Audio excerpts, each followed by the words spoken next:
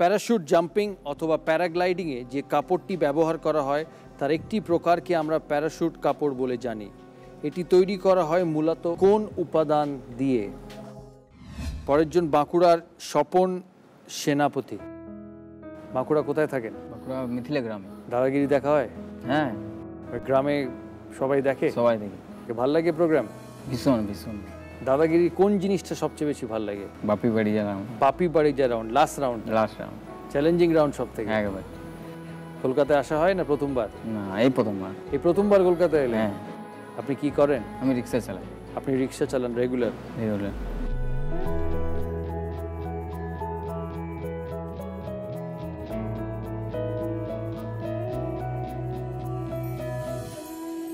আমি স্বপন সেনাপতি। আমি রিক্সা চালাই। বাবা আগেও রিক্সা চালাতেন। মা বিড়ি বেঁধে খুব কষ্টের মধ্যে আমাদেরকে বড় করেছেন এবং মাধ্যমিক পর্যন্ত পড়িয়েছেন।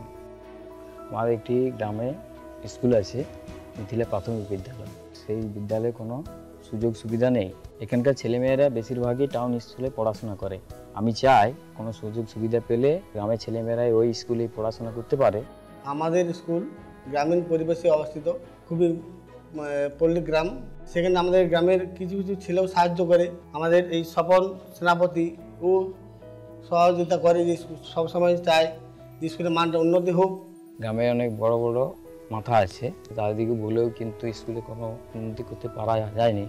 আমি বেশি দূর তো লেখাপড়া করতে পারিনি। আমি চাই আমার পাড়ার ছেলেমেয়েরা পড়াশোনা করুক। আমি চাই যে ছেলেমেয়েদের যারা বইপত্র কিছু কিনতে পারছে না, হ্যাঁ, বা জামা কিনতে পারছে না, তাদের কিছুটা হেল্প করবার চেষ্টা করি। এই স্কুলের উন্নতির জন্য আমি অনেক চেষ্টা করছি, লড়াই করছি, এবং লড়াইয়ের সাথী হচ্ছে এই আমার রিক্সা। আমি রিক্সা চালাই, এতে আমার কোনো লজ্জা নেই। পরের জন্মে স্বপন সেনাপতি হয়েই জন্মাতে চাই, একজন রিক্সা।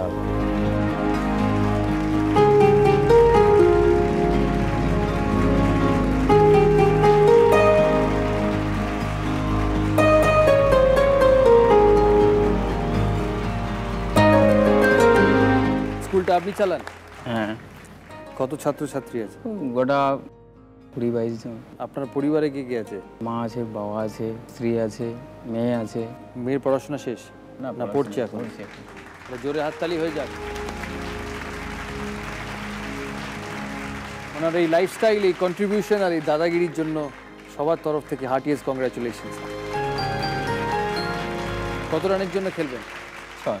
6 রানের প্রশ্ন। এর মধ্যে কোন খাবার জিনিসটি আমরা কেটে গেলে ক্ষতস্থানে রক্ত বন্ধ করার জন্য ব্যবহার করি?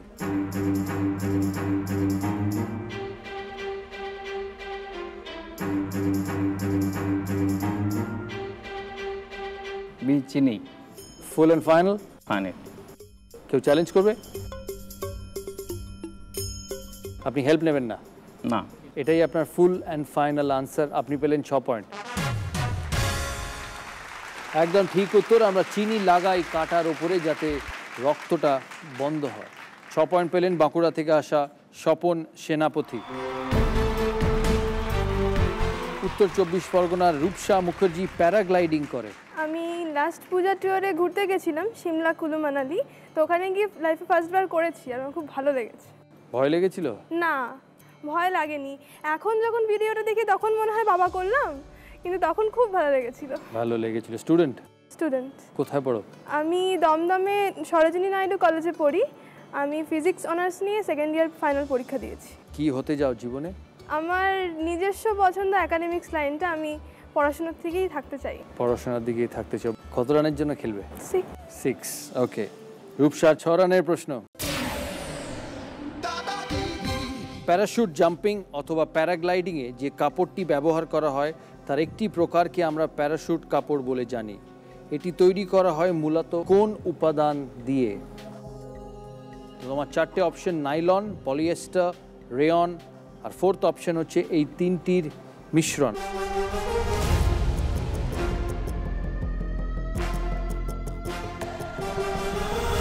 চোদ্দ জন আছেন আমাদের এই এপিসোডে, তাদের কাছ থেকে তুমি হেল্প নিতে পারো। তারা রানার্স বেঞ্চে আসে।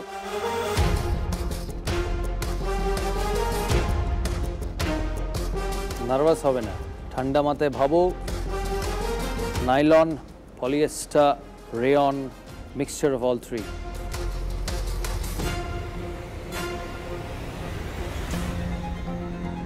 তিনটির মিশ্রণ। উত্তরটা নেব।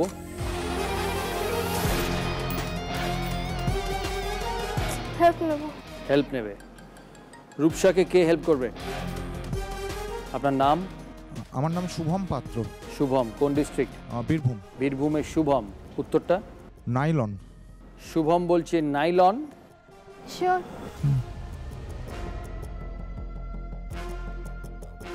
ওকে, নাইলন। নেবে তুমি nylon? Confident? Full and final উত্তর দিয়েছে নাইলন। কেউ চ্যালেঞ্জ করবে? কেউ চ্যালেঞ্জ করবে না। ভুল যদি হয় বীরভূম পাবে -3 আর উত্তর 24 পরগনা পাবে -3।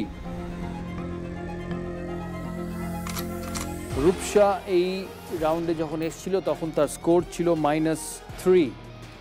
তার যদি উত্তর ভুল হয় তাহলে স্কোর দাঁড়াবে -6।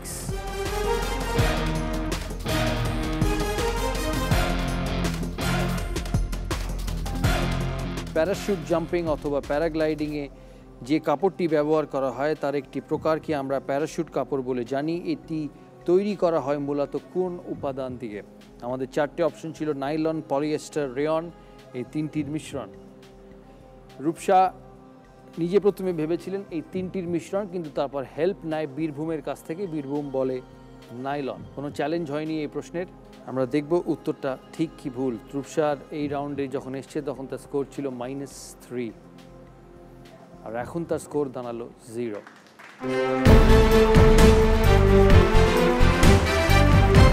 রূপসা যে হেল্প নিয়েছে, বীরভূমের দাদা যে উত্তর দিয়েছেন এটি একদম ঠিক উত্তর দিয়েছেন নাইলন। আপনি পেলেন বীরভূমের জন্য 3 পয়েন্ট আর রূপসা পেল 3 পয়েন্ট।